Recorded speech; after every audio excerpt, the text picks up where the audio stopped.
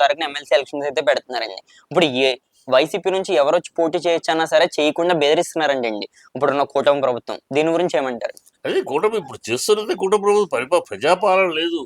ప్రతీకార పాలన జరుగుతుంది తప్పితే ప్రజాపాలన లేదు. ప్రజల గురించి ఆలోచించే పద్ధతులు లేరు. వాళ్ళు ఎంతసేపు ఈ ప్రతీకార ఇది చేయటము, కష్ట సాధింపు చర్యలు చేయటము,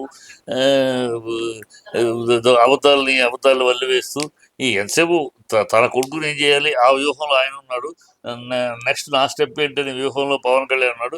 బీజేపీ మనకెలా ముఖ్యమంత్రి క్యాండిడేట్ లేడు, వీళ్ళు గొడవ పడితే బెస్ట్, ఇంకా గొడవ పెరిగితే పవన్ కళ్యాణ్ లాక్కుని మన క్యాండిడేట్ బీజేపీలో విలీనం చేయించుకుని పవన్ కళ్యాణ్ని బీజేపీ క్యాండిడేట్గా సీఎం క్యాండిడేట్గా తనని వాళ్ళ వ్యూహం. ఈ వ్యూహాలు జరుగుతుంటే ప్రజాపాలన అనేది రాష్ట్రంలో లేదు. సార్ మరి అప్పటికి ఇప్పుడున్న జనసేన పార్టీ, మరి జనసేన అలాగే కొద్ది రోజులు బీజేపీ కింద మారుతుందండి. జనసేన కూడా మళ్ళీ ఇంకా ఈ రెండాటిని కూడా కమెంట్ చేస్తారు. ఆల్రెడీ చిరంజీవి చెప్పేశాడు కదా, నా యొక్క ప్రజాస్వామ్య రూపాంతరమే జనసేన. ప్రజాస్వామ్యం ప్రజారాజ్యం ఏం చేసింది? ఎన్నికల్లో నిలిచింది. చంద్రబాబుని ఓడించడానికి రాజశేఖర్తో సహకరించింది. అప్పుడు రాజశేఖర రెడ్డి ప్రభుత్వం రాష్ట్రంలోనూ కేంద్రంలోనూ ఉంది కనుక ఈయన కేంద్రంలో పదవి అనుభవించి పార్టీని కాంగ్రెస్ లో విలీనం చేశాడు. ఇప్పుడు అలాగే పవన్ కళ్యాణ్ రూపాంతరం కదా, మరి పవన్ కళ్యాణ్ ఇప్పుడు చంద్రబాబు గెలిపించడానికి సహాయపడ్డాడు, బీజేపీకి ఉపయోగపడ్డాడు. సో బీజేపీ అధికారంలో ఉంది. ఇప్పుడు బీజేపీలో విలీనం అయిపోయి ఆయన ముఖ్యమంత్రి క్యాండిడేట్గా వస్తాడు. ఆయన చెప్పాడు నా రూట్లో వస్తున్నాడు, నా సిద్ధాంతం ఆయన ఫాలో చేస్తాడని చెప్పాడు కదా. మరి చిరంజీవి గారి సిద్ధాంతం అదే కదా, సమన్యాయం అన్నాడు. 10 సీట్లు వచ్చేసి పార్టీని అధికార పార్టీలో సెంట్రల్ అధికారులు ఉన్న పార్టీలు కలిపేశాడు. ఇప్పుడు ఈయన అదే సిద్ధాంతం ఫాలో అవుతున్నాడు. వెళ్ళేసి ఢిల్లీలో అధికారంలో ఉన్న పార్టీతో విలీనం చేస్తాడు. అంతకని అదే వ్యూహం జరుగుతుంది. అది బీజేపీకి అవసరం కూడా. బీజేపీకి కూడా దానికి బాగా ఎంకరేజ్ చేసి, ఎందుకంటే బీజేపీ ముఖ్యమంత్రి క్యాండిడేట్ లేడు. ఏపీలో ముఖ్యమంత్రి క్యాండిడేట్ లేడు.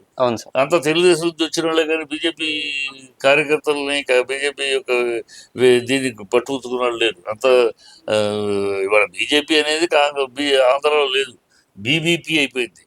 బాబు భజన పార్టీ అయిపోయింది. పురంధరేశ్వరి మహాతల్లి ప్రెసిడెంట్ అయినాక బీజేపీ అనేది కాస్త బీబీపీ అయింది, బాబు భజన పార్టీ అయిపోయింది. కనుక దాని పుట్టగతులు ఉండవు. వ్యక్తిత్వాన్ని, క్యారెక్టర్ని లాస్ చేసుకుంది. కమ్యూనిస్టులు ఎట్లా అయితే వాళ్ళ వ్యక్తిత్వాన్ని పోగొట్టుకుని అడ్రస్ లాగా పోయారో బీజేపీ ఆంధ్రలో వాళ్ళు తయారైంది. దాన్ని బతికించాలంటే ఏదో కావాలి. అందుకని వాళ్ళకి కావాలి. వాళ్ళకి పవన్ కళ్యాణ్ లాంటి విలీనం అయిపోతే నువ్వే ముఖ్యమంత్రి క్యాండిడేట్ విలీనం చేయమంటారు. పవన్ కళ్యాణ్ అది చాలు. మరి ఎప్పుడు కూటమి అన్నది విడిపోదు, జీవితాంతకాలం ఎలాగ ఉంటదని గతంలో జరిగిన కొన్ని మీటింగ్స్ లో పవన్ కళ్యాణ్ చెప్పడం అయితే జరిగింది. అది చెప్పిస్తాడు చంద్రబాబు ప్రాక్టీస్ అదే. నీ వేలుతోటే నీ కళ్ళు పొడిపిస్తాడు చంద్రబాబు. చంద్రబాబు రాజకీయం పవన్ కళ్యాణ్కి ఏం తెలియదు, వ్యూహం లేదు, ఏం లేదు. ఏదో పిచ్చోడుగా ఆవేశంగా మాట్లాడటం తప్పితే ఏం తెలుసు రాజకీయం? చంద్రబాబు నీ వేలుతోటే నీ పొడిపిస్తాడు, నీతోటే అనిపిస్తాడు, అన్ని నీతోటి అనిపిస్తాడు. రేపు నువ్వు ఎదురు తిరిగితే చూసారా ఆయన ఎంత గౌరవించారు, ఎంత చేశాను, ఆయన ఎంతగా మంచిగా చూసుకున్నాను, ఆయన చూడండి ఇట్లా అని నింద ప్రజల దృష్టిలో పవన్ కళ్యాణే ద్రోహి, విశ్వాసఘాతకుడు అని అనిపిస్తారు. జయిస్తాడు అతను తెలివితేటలు. అదే రాజకీయం, అదే రాజకీయ తంత్రం. చంద్రబాబు అలాంటి రాజకీయ తంత్రంలోనే కదా ఇన్నాళ్ళు రాజకీయంలో గడిపాడు. ఏనాడో ఈ నిజాయితీ రాజకీయాలు ఎక్కడ చేశాడు? వెన్నుపోటు, యూటర్న్లు, నమ్మించి మోసం చేయటాలు, దగ్గర తీసి ద్రోహం చేయటాలు, ఇవే కదా ఆయన జీవితం అంతా. మొదటి నుంచి ఆరంభం నుంచి కూడా కుతూహలమ్మకు వెన్నుపోటు పొడవడం కాడ నుంచి ఇప్పటిదాకా అయింది అదే. మరి చివరికి వచ్చేటప్పటికి ఎమ్మెల్సీ ఎలక్షన్స్ అండి. ఇప్పుడు రేపు రాబోతున్న ఇంకా వారం రోజులు ఉన్నదండి, వారం 10 రోజులు ఎమ్మెల్సీ ఎలక్షన్స్ ఉన్నాయి. మరి ఏపీలోని మరి వైసీపీ నుంచి ఎవరైనా వచ్చి పోటీ చేసే అవకాశం ఉన్నదండి? ఇంక ఈ 4 సంవత్సరాలు కూడా ఇంకా వాళ్ళ కింద ఉండాలి.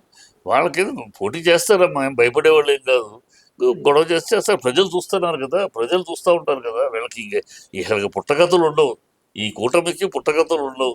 ఈ రౌడీతనం ఎంతకాలం చేస్తారు? ప్రజలేమి అంత కళ్ళు మూసుకుని ఉంటారు కదా. సమయం వచ్చినప్పుడు చెళ్ళు అనిపిస్తారు, అది గ్యారంటీ.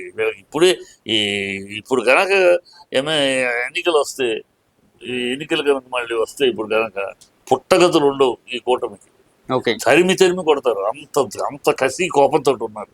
ప్రజలు ఉమ్. ఈ కూటమి మీద. అన్ని అబద్ధాలు, అన్ని మోసగాలు, నమ్మించి మోసం, నయవంచన చేసింది కూటమి అని చెప్పి ప్రజలు ఆగ్రహంతో శాపనార్థాలు పెడుతున్నారు. కనుక వాళ్ళకి ఆ ప్రజల్ని ఆ శాపనార్థం తప్పించుకోవడానికి రకరకాల డ్రామాలు ఆడుతున్నారు. ఈ రౌడీతనాలు చేసి ఏదో వాళ్ళ నలుగురు వేస్తే ఓటరు మీ రౌడీతనాలకు భయపడరు. సార్ మరొకటి, మేము ఈ రోజు నేను చూసానండి రీసెంట్ గా ఒక టీడీపీ మీటింగ్ లో ఒక ప్రెస్ మీట్ పెట్టారండి ఒక ఎమ్మెల్యే. పెట్టి మేము నిజంగా అంత దౌర్భాగ్యంగా, మేము నిజంగా అంత మూర్ఖంగా ఆలోచిస్తే మేము వచ్చిన ఒక 2 నుంచి 3 నెలల్లోనే అందరినీ లోపలికైతే తొయ్యొచ్చు, కానీ మేము అలా ఎవరిని తొయ్యం, మేము చాలా మంచివాళ్ళం అని కూడా ఎవరో ఆ మాట్లాడినాడు. అంటే ఎన్నికల్లో గెలిస్తే ఏంటి మొత్తం ఆ, మీరు ఇష్టం వచ్చేట్టు చేసేది అనుకుంటున్నారా?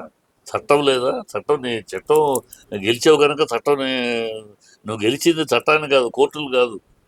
ప్రజాస్వామ్యంలో ఎన్నికల్లో గెలిచావు అంతే. అంత మాత్రాన మొత్తం చట్టం నీకు వచ్చేస్తుందా? కోర్టులన్నీ నీ తరపు వచ్చేస్తాయా? మేము అనుకుంటే నువ్వేంటి అనుకునేది?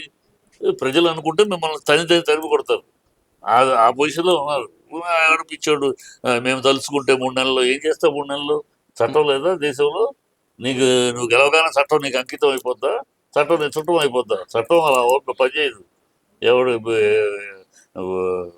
ఎన్ని మీ అధికారాలు ఉన్నా చట్టం పరిధిలోనే ఉంటుంది. చట్టం దాటి మీరేమి ఆ, చేస్తే అనఫిషియల్గా రౌడీజం చేస్తారు.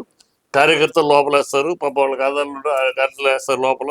పోలీస్ స్టేషన్ మీ లోకల్ పోలీసులు మీ కంట్రోల్లో ఉంటారు అంతే. అంతకు మించి ఏం చేయగలరు? చట్టం అంతకు మించి అందరినీ లోపల వేసేస్తాం. అలా అలా అనుకుంటే ప్రతి ప్రభుత్వం అంతే. ప్రజాస్వామ్యం అనేది ఎక్కడుంది? గెలిచినోడు ఓడిన వాళ్ళని వేస్తా ఉంటే రేపు వీళ్ళు గెలుస్తారు, అప్పుడు మిమ్మల్ని వేస్తారు. ఇవాళ నిన్ను లోపల వేయబట్టే కదా, చంద్రబాబు లోపల వేయబట్టే కదా ఈ సింపతి వచ్చింది. లేకపోతే మీకు పుట్టగతులు ఉండేవి. అవును. ఆ పొరపాటు చేయబట్టే కదా వైసీపీ ఆ పొరపాటు చేయబట్టి మనం అరెస్ట్ చేయకుండా వదిలేసి ఉంటే ప్రజలు అసహ్యమయ్యారు. అప్పటికి ప్రజలు చాలా అసహ్యమై ఉంది చంద్రబాబు. కానీ అరెస్ట్ చేసేటప్పటికి లేనిపోని సింపతి వచ్చింది, అదే బతికిచ్చింది.